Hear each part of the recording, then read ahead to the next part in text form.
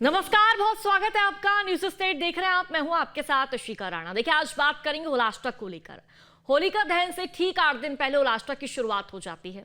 24 फरवरी 2026 से होलाष्टक शुरू हो चुके हैं और अब अगले 8 दिनों तक कोई भी शुभ या मांगलिक कार्य जैसे शादी, गृह प्रवेश की जो मनाही है वो होती है, यानी कि कोई भी शुभ कार्य इन दिनों नहीं होते।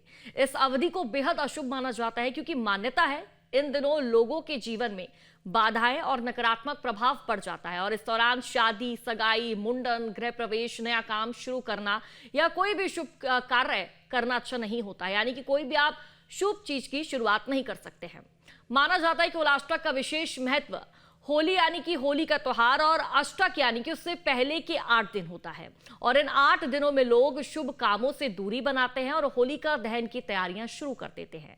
देखिए, होलाष्टक के इन 8 दिनों को सनातन परंपरा में कुछ एक कार्यों के लिए शुभ तो कुछ एक कार्यों की सिद्धि के लिए काफी ज्यादा लाभदायक और फलदायी माना जाता है।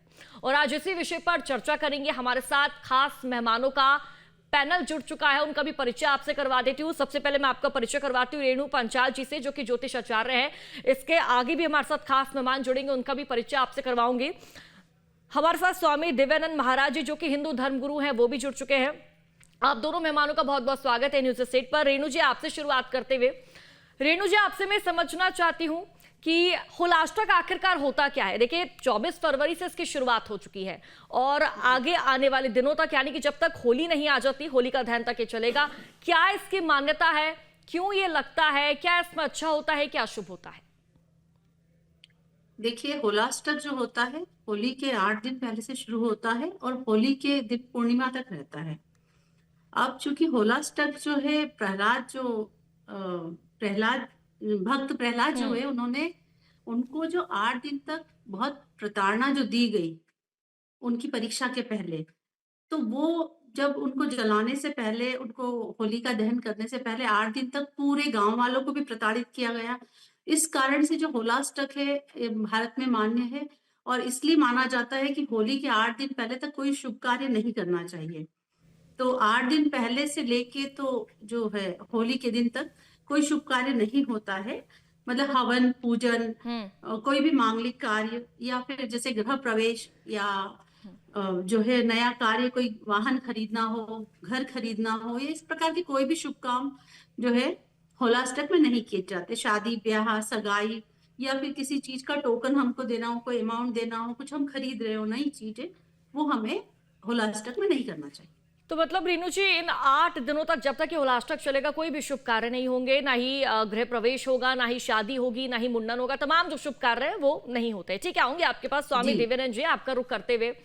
सर, आप होलाष्टक को कैसे देखते हैं? होलाष्टक आपकी नजरों में क्या है? क्योंकि 8 दिनों तक होलाष्टक रहने वाला है, 24 फरवरी से इसकी शुरुआत हो चुकी है। और क्या राशियों पर भी इसका असर देखने को मिलता है?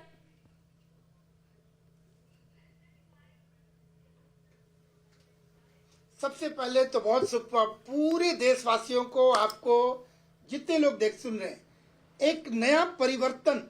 और ये परिवर्तन हम ऐसे बोलेंगे, चाहे वो सांस्कृतिक परिवर्तन हो या वो जलवायु का हो, वैज्ञानिक परिवर्तन हो, एक बहुत बड़ा हमारा नेचर जो प्रकृति है करवट बदलता है, देखने को मिलते हैं। जितने पेड़ पौधे में आपको देखकर मिलेगा, पूरे वातावरण में। और इधर से एक होली चढ़ जाती है। होली का मतलब एक रंग, इंद्रधनुषी रंग आता है। मन में, आत्मा में, वातावरण में, प्रकृति में परिवर्तन। होलाष्टक की बात को हम रेखांकित करके कहना चाहेंगे, होलाष्टक को 2 इसके परिप्रेक्ष्य हैं। हम शुभ दृष्टिकोण से भी देखते हैं और कहीं अशुभता भी है। आपने इस बात को उल्लेख भी पहले किया। अशुभता की बात पहले बोलेंगे, क्योंकि अशुभता है कि भक्त प्रहलाद, जहां भक्ति की बात आती है तो कई नाम हैं, वो तो अनगिनत नाम है, किंतु भक्त प्रहलाद है, मीराबाई है, माता शबरी है, नारद है, हनुमान जी महाराज हैं। इनका भक्ति का नाम लिया जाए तो इनका नाम आता है। तो भक्त प्रहलाद, इतने कम उम्र में जो भक्ति और जो भगवान का सानिध्य मिला, उनको जो यातनाएं दी गई वो 8 दिन, इनके ये एक जीवन में, एक इतिहास में एक काला अध्याय। किंतु अंततोगत्वा भगवान स्वयं नृसिंह रूप में अवतार लेकर उनको मुक्ति देते हैं और उसके बाद जो परीक्षा लेने वाले को, हिरण्यकश्यपु को जो सजा देना था वो दिया। ये हमारे धार्मिक दृष्टिकोण से यह समय बड़ा अशुभ है, क्योंकि घोर परीक्षा सत्यता की, धर्म की बहुत वहां पर एक परीक्षा हुई। ये 8 दिन अशुभ दृष्टिकोण से देखते हैं। साथ ही साथ हम इसे शुभ दृष्टिकोण से इसलिए देखते हैं, यही एक समय है जहां धार्मिक आध्यात्मिक उन्नति का, ऐसे समय में जिस प्रकार से एक घोर परीक्षा देख के सत्य की और धर्म की विजय हुई, उसी प्रकार आज भी हम ये 8 दिन करना, तो प्रतिदिन हर श्वास में भगवान का नाम लेना, किंतु मुख्य रूप से मैं 2 कार्य बताना चाहूंगा सुनने वालों को। एक तो भगवान विष्णु की ओम नमो भगवते वासुदेवाय, हमारे विष्णु पुराण में जो इसका सबसे एक चाबी है, पासवर्ड दिया गया है मोक्ष प्राप्ति के मार्ग के लिए, ओम नमो भगवते वासुदेवाय। इस मंत्र को यथासंभव इस 8 दिन में विशेष करके जितनी ज्यादा संख्या में जपा जाए तो ये जीवन धन्य होगा। दूसरा, भगवान शिव की आराधना। अब ये कई भक्त पूछते हैं कि भैया तो भगवान विष्णु की आराधना की जा रही है, भक्त प्रहलाद तो भगवान विष्णु के थे। अभी मैंने भी बोला कि विष्णु पुराण का मैंने यहाँ पर उल्लेख किया है, फिर भगवान शिव का और इसमें दोनों में संबंध क्या है। जहां भी यातनाएं आती है, जिस प्रकार के संकट आते हैं, ऐसे समय में सारे ग्रह, अभी जो ज्योतिष से दृष्टिकोण, क्योंकि मैं ज्योतिष का छात्र हूँ, तो ज्योतिष से दृष्टिकोण से देखें तो बहुत से ग्रह अभी उग्र रूप में रहते हैं, उनकी मानसिकता बड़ा एग्रेसिव है। ऐसे समय में शांति की आवश्यकता है, और प्रकृति में शांति मतलब हमारे शिवलिंग के ऊपर में जहाँ बेल पत्र और जलाभिषेक किया जाए, यहाँ मानसिक शांति मिलती है। तो यदि हमारे देवाधिदेव महादेव जब उन्हें शांति मिलती है तो पूरा विश्व, पूरा ब्रह्मांड को शांति मिलेगी। ऐसे समय में भगवान शिव की भी आराधना किया जाना बहुत ही हमारे ये धर्म संगत माना गया है, और ये पूर्ण रूप से वैज्ञानिक भी है।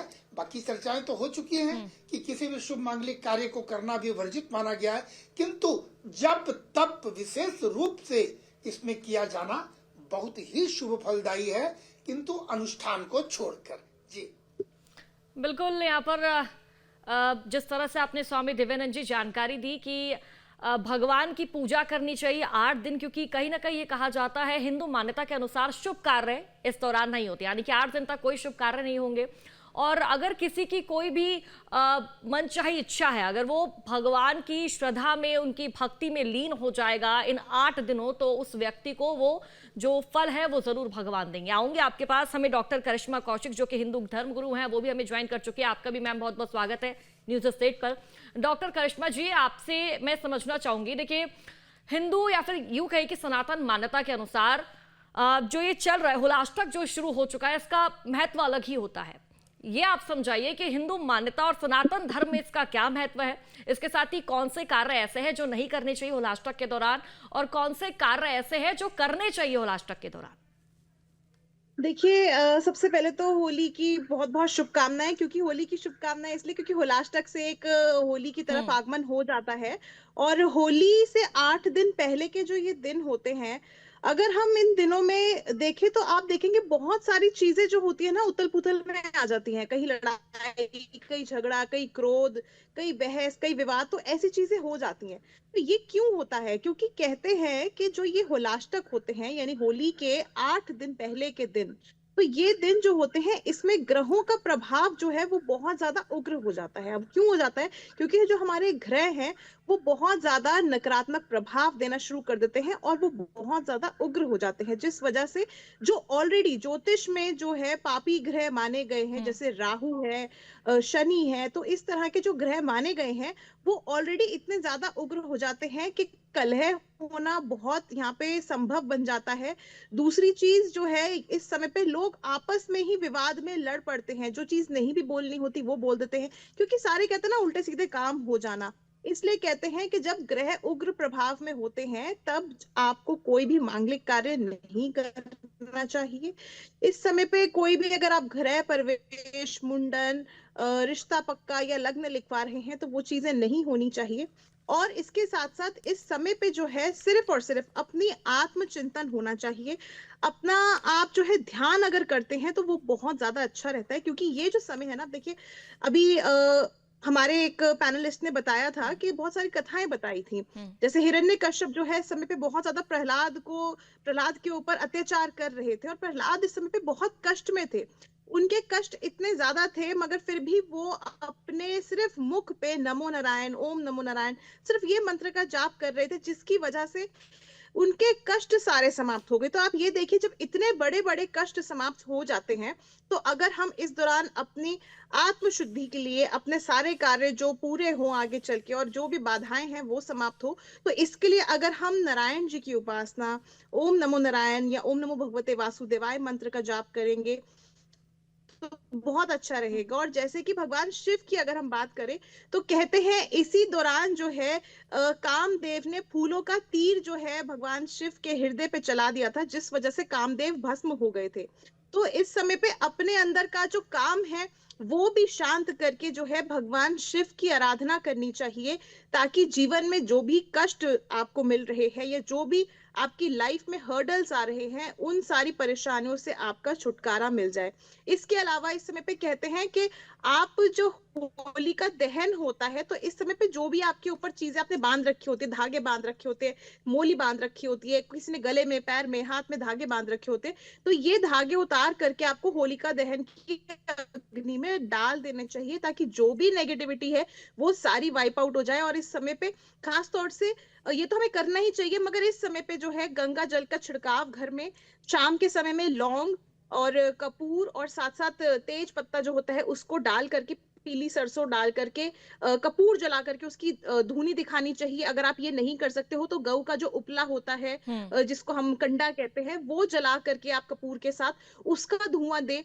तो ये जो चीजें हैं ना, आपके घर में जो परेशानियां या कलह आ रहे होते हैं वो समाप्त हो जाते हैं। और इस समय पे जितना शांत अपने आप को रखा जाए, अगर मान लीजिए भाई कि कहती हूँ कि लोगों से गलती हो जाती है तो गुस्सा ऐसा आ जाता है, मगर इस समय पे जितना वाणी पे नियंत्रण रख के चलेंगे, उतना ही ज्यादा आपके लिए अच्छा होगा और इन सारी बुरी चीजों से आप बच पाएंगे। तो मतलब ये ऐसा वक्त है आपके अनुसार, इस 8 दिन जो है, 8 दिन अब शुरू हो चुके हैं, जिनकी शुरुआत हो चुकी है, इन दिनों में किसी से भी लड़ाई झगड़ा नहीं करना चाहिए, और कहा यह जाता है कि तामसिक भोजन का भी प्रयोग ना करें, ऐसा भी कुछ होता है करिश्मा जी? जी जी, बिल्कुल। देखिए, इस समय पे जैसे मैंने बोला कि काम जो है अपने अंदर वासना जो है उसको बिल्कुल शांत रखना चाहिए, ब्रह्मचर्य का पालन करना चाहिए। इस समय पे देखिए, तामसिक भोजन जैसे अगर हम जो लोग सेवन करते हैं, मदिरा का सेवन करते हैं, हम्म। मांस मछली का सेवन करते हैं, तो ये चीजें नहीं करनी चाहिए, क्योंकि तामसिक भोजन होता है ना, वो इंसान को और ज्यादा उग्र स्वभाव का बना देता है, जिसकी वजह से वो बिल्कुल भी डिसीजन लेने में सक्षम नहीं हो पाता। और ऊपर से ग्रह जो है वो सक्षम नहीं है इस समय पे, वो आपको और ज्यादा उग्र करेंगे। तो अगर आप इस तरह की चीजों का सेवन करेंगे, तो नेचुरल सी बात है कि इस समय पे आप किसी ना किसी विवाद में, देखिए बस तो इंसान जाता है, उसको लगता है कोई बात नहीं, छोटी मोटी चीज है, मगर वो 2 मिनट का जो कलेश होता है ना, या 2 मिनट की जो बिल्कुल। लापरवाही होती है, वो बहुत लंबा समय जिंदगी का एक कठिनाई भरा कर देती है, जिसकी वजह से इंसान सो नहीं पाता है। तो वही कहूंगी, ये 2 मिनट का जो टाइम है ये इस समय पे ना आने दे। सात्विक रहें, सात्विक विचार रखें और आत्मचिंतन करें, भगवान शिव का ध्यान करें, नारायण जी का ध्यान करें, जल अभिषेक करें, सबसे बड़ी बात इस समय पे दूध से अभिषेक करें। और अभी तो एकादशी है, आंवले की एकादशी है, आंवले का पेड़ जो है घर पे लेकर के आए। और इसी दिन से कहते हैं कि काशी विश्वनाथ ने होली का पर्व, जिसे कहते हैं मसान की होली, बहुत ज्यादा फेमस है, प्रचलित है, तो वो खेली जानी शुरू हो जाती है। तो एकादशी पे भगवान श्री नारायण जी को लक्ष्मी सहित, पार्वती माँ, शिव सहित रंग जरूर उनको लगाएं। और एक आंवले का दीपक जो है दोनों के ही भगवानों के समक्ष जो है आप जरूर जलाएं, ताकि आपकी एकादशी भी बहुत शुभ रहे और होली का पर्व भी बहुत शुभ आए। जी ठीक है, आऊंगे आपके पास। रेणु जी, आपके पास आते हुए, मैम, ज्योतिषी के अनुसार होलाष्टक का क्या महत्व है? क्या राशियों पर भी बुरा इम्पैक्ट डालता है ये होलाष्टक? जी, जैसे ज्योतिष के अनुसार भी ये तो पूरे विश्व पे ही डालता है, लेकिन जैसे जो भारत में मान्यता है तो भारत वाले तो मानते ही हैं। हम्म। तो जो राशि इनके प्रभाव में रहती है इस वक्त, 8 दिन चंद्रमा जिन जिन राशियों में रहेगा उनके लिए वो ज्यादा नेगेटिव रहता है। तो अब जैसे होलाष्टक जो है, अभी पूर्णिमा, अभी हमारा ग्रहण भी आ रहा है, तो 8 दिन का जो भी प्रभाव है उन राशियों पे, तो वो बहुत नेगेटिव रहता है। और वैसे तो सारी राशियों के लिए होलाष्टक जो है वो आम व्यक्ति पे ही प्रभाव डालता है, हर राशि के लिए खराब है। तो हर व्यक्ति को जो है होलाष्टक का पालन करना चाहिए, और इन 8 दिनों में कोई भी ऐसा काम नहीं करना चाहिए जिससे कि उसको आगे उसका नुकसान हो। तो अब जैसे इन 8 दिनों में कई चीजों को हमें घर में नहीं लाना चाहिए। जैसे कुछ चीजें होती है, लकड़ी जो कि जलाने में काम आती है। तो जलाऊ लकड़ी जो कई लोग साल भर की इकट्ठा करते हैं वो इन 8 दिनों में नहीं करनी चाहिए। उसके अलावा घर में जैसे पीने के पानी का जो मटका होता है हम घर में रखते हैं उसे भी नहीं लाना चाहिए। इसके अलावा जैसे घास फूस या और भी कोई जलाऊ लकड़ियां जो घर में इकट्ठे करते हैं लोग वो नहीं लानी चाहिए। उसके अलावा जैसे है तो लाख जो होती है ना, लाख की चूड़ियां या जो जलती है चीजें, ऐसी चीजें हमको घर में इकट्ठा नहीं करनी चाहिए। जैसे कंडे हैं जो साल भर के लिए कई लोग इकट्ठे करके रखते हैं जलाने के लिए, गांव में आज भी कंडे लाते हैं। तो उस हिसाब से क्यों, क्योंकि ऐसा माना गया है कि जो जलने वाली चीजें हैं जैसे दाह संस्कार होता है, ऐसी चीजों को घर में इन 8 दिनों में नहीं लाना चाहिए। अगर लाते हैं तो ये बहुत अशुभ प्रभाव करती है और हमारे घर में अनहोनी होने की आशंका रहती है। रेणु जी जरा ये भी समझाइए, जैसे कोई व्यक्ति है, कहा ही जाता है कि इन दोनों में शुभ कार्य नहीं करते हैं, कोई व्यक्ति है अगर किसी की ज्वाइनिंग होने वाली है उसकी नई नौकरी में, तो ऐसे में उस व्यक्ति को किन चीजों का पालन करना चाहिए? क्या इस बीच उसको नौकरी ज्वाइन करनी चाहिए या फिर डेट आगे बढ़ा देनी चाहिए, कुछ दिनों के लिए टाल देना चाहिए? अगर उसको पहले से ही ज्वाइनिंग आ चुका है तो फिर ज्वाइन कर लेना चाहिए। क्योंकि मुहूर्त, जैसे कि हम किसी चीज का मुहूर्त दे रहे हैं कि भाई आज हमको कोई मकान खरीदना है या हम मकान का कोई टोकन अमाउंट दे रहे हैं, उस प्रकार से नहीं करना चाहिए शुरुआत। लेकिन अगर किसी की ज्वाइनिंग इन 8 दिनों में आई है नया, तो फिर थोड़ा सा आगे बढ़ा सकते हैं, होली के बाद ही करना चाहिए। क्योंकि शुरू यहाँ से अगर शुरुआत करेंगे तो फिर शायद नौकरी में परेशानी उनको आ सकती है। ठीक है, आऊंगे आपके पास रेणु जी। आपके पास आते हुए स्वामी दिव्यानंद जी, महाराज जी, जिस तरह से हम देखते हैं कि कई लोग ऐसे होते हैं, जिद्दी स्वभाव के होते हैं, और कुछ लोग तो ऐसे भी होते हैं जिनको हुलाष्टक का मतलब ही नहीं पता कि इन दोनों क्या अच्छा होता है क्या बुरा होता है। लोग जो मन में आता है वो करते हैं, शराब का भी सेवन करते हैं, मांस इत्यादि भी उसका मांस इत्यादि का भी सेवन करते हैं। ऐसे में उन लोगों को क्या करना चाहिए कि उनकी जो होली है वो भी अच्छी जाए, हुलाष्टक के जो दिन है वो भी अच्छे बीते?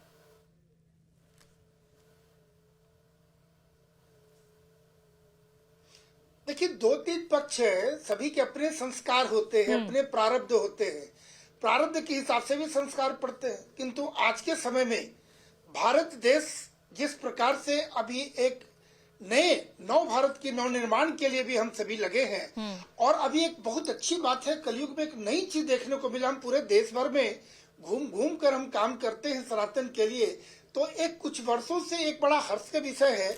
हम बड़ी चिंता होती कि आधुनिकता के इस दौर में अपने संस्कार को लोग छोड़ रहे थे, किंतु बड़े गर्व से बोलूंगा कि अभी के युवा पीढ़ी को देख रहे धर्म के प्रति झुकाव होना। बहुत युवाओं को देख रहा हूँ, तिलक चंदन शिखा लगाते हैं, मंदिर भी जाते हैं, आरती करते हैं, घंट बजाते हैं, एकादशी का व्रत भी रख रहे हैं, कई लोग हनुमान चालीसा पढ़ते हैं, शिव जलाभिषेक करते हैं, सूर्य को अर्घ देते हैं। यानी समय बदल रहा है। अभिभावकों को बहुत बड़ा दायित्व बनता है कि आने वाली पीढ़ी को वो किस प्रकार हमारे धर्म से जोड़े। जो धर्म को पकड़ के रखेगा वो कभी भी पथभ्रष्ट नहीं होगा। तो सबसे पहला दायित्व बनता है अभिभावकों, माताओं पिताओं को कि किस प्रकार से अपने बच्चों को जानकारी देना। एक दुर्भाग्य कि हमारे धर्म ग्रंथ लाल कपड़े में लपेट कर वो पूजा घर पे या अलमीरा पे बंद किया जाता है। आज का समय है उन शास्त्रों को अपने डाइनिंग टेबल पर रखना, प्रतिदिन कम से कम एक पाठ, एक चौपाई भी नियमित रूप से सभी को अध्ययन करना, पढ़ना, उसे जीवन पे लाना। ये अभी चर्चा हो चुकी है कि लोग कहते हैं होली है तो खाएंगे पिएंगे, खाने पीने कोई मना नहीं है। नशा पान करना, मांसाहार करना किसी भी दृष्टिकोण से, हम इसलिए नहीं कि हम एक संत समाज से आते हैं, किसी के लिए भी सात्विकता, अभी सभी जितने भी पैनलिस्ट हैं बातें ये निकल के आई, संयम, सात्विकता, इन बातों को मुख्य रूप से हमें दृष्टिकोण पे रखते ये होलाष्टक रखना।